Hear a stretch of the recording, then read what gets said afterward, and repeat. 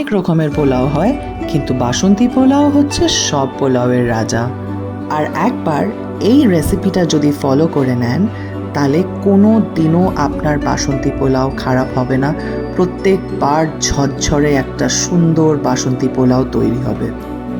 অনেকে বাসন্তী পোলাওয়ের জন্যে গোবিন্দভোগ চালটা ভিজিয়ে রাখে, কিন্তু আমি চালটাকে খুব ভালো করে ধোয়া হয়ে গেলে তারপরে জলটাকে পুরো ঝরিয়ে নিই ভালো করে।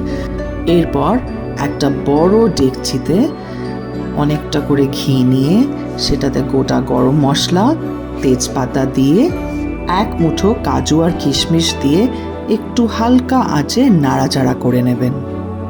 কাজু কিশমিশগুলোতে হালকা একটু রং হয়ে গেলে চালটাকে ওর মধ্যে দিয়ে একটু হলুদ দিয়ে দেবেন।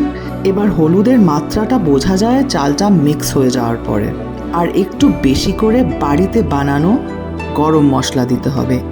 তারপরে এর মধ্যে নুন আর মিষ্টি, এবার মিষ্টি পরিমাণ মতো, একটু আদা বাটা আর একটু টক দইও দেবেন।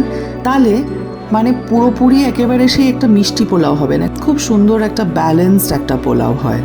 এবার এই চালটাকে সব কটা মশলার সাথে ভালো করে ঘিয়ের মধ্যে ভেজে নিতে হবে। ভাজা মানে এটাকে কিন্তু ব্রাউন করা না, জাস্ট মশলাগুলোকে চালের সাথে ভালো করে মাখিয়ে নেওয়া আর চালের প্রত্যেকটা দানায় যেন ভালো করে ঘি লেগে যায়। এরপরে এতে জল দিয়ে দেবেন।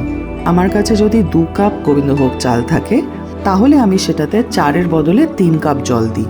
এবার একবার ভালো করে নাড়িয়ে নিয়ে এটাকে ঢাকা দিয়ে একটা মিডিয়াম টু লো ফ্লেমে এটা রান্না হতে দেবেন। মাঝামাঝি সময় একটু খুলে নিয়ে ধার দিয়ে ঘি দিয়ে দেবেন। এই পোলাওটা কিন্তু ঢাকা দিয়ে ধিমে আছে সবচেয়ে ভালো হয়। একদম ধিমে আছে ঢাকা দিয়ে ধীরে ধীরে পোলাওটা করবেন।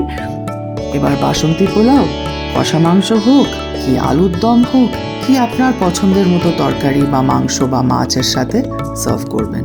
কেমন লাগলো আপনাদের এই রেসিপিটা বলবেন। এইটা ট্রাই করবেন এই মেথডে আর দেখবেন যে কীরকম পারফেক্ট আপনার বাসন্তী পোলাও হয়।